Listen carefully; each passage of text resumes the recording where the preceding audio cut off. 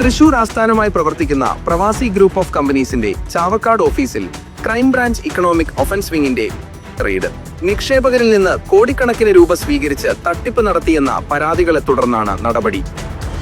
സാമ്പത്തിക ക്രമക്കേടുകളെ തുടർന്ന് കഴിഞ്ഞ 2 വർഷത്തിലേറെയായി അടഞ്ഞുകിടക്കുന്ന ചാവക്കാട് ചേറ്റുവ റോഡിലെ ഓഫീസിലാണ് പരിശോധന നടന്നത്. ചൊവ്വാഴ്ച രാവിലെ 9 മണിക്ക് ആരംഭിച്ച റെയ്ഡ് വൈകുന്നേരം 5 മണിവരെ നീണ്ടുനിന്നു. ജീവനക്കാരുടെയും നിക്ഷേപകരുടെയും സാന്നിധ്യത്തിലായിരുന്നു ക്രൈംബ്രാഞ്ചിന്റെ നടപടികൾ.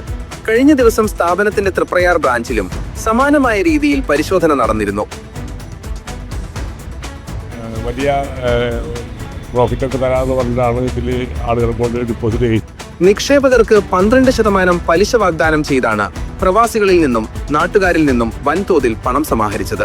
ആദ്യഘട്ടങ്ങളിൽ കൃത്യമായി പലിശ നൽകി വിശ്വാസ്യത നേടിയെങ്കിലും പിന്നീട് മുതലോ ലാഭവിഹിതമോ തിരികെ ലഭിച്ചില്ല.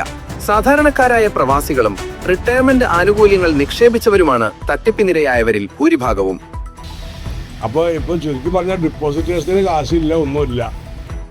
തങ്ങളുടെ സമ്പാദ്യം തിരികെ കിട്ടാനായി പ്രവാസി ഡെപ്പോസിറ്റേഴ്സ് ഗ്രൂപ്പ്, വിക്ടിം ഗ്രൂപ്പ് എന്നീ സംഘടനകൾ രൂപീകരിച്ച് നിയമ പോരാട്ടത്തിലാണ് നിക്ഷേപകർ. ചാവക്കാട് ബ്രാഞ്ചിൽ മാത്രം 1000-ഓളം നിക്ഷേപകരുണ്ടെന്ന് പ്രവാസി ഡെപ്പോസിറ്റേഴ്സ് ഗ്രൂപ്പ് പ്രസിഡന്റ് വിദ്യോത്തമൻ അറിയിച്ചു.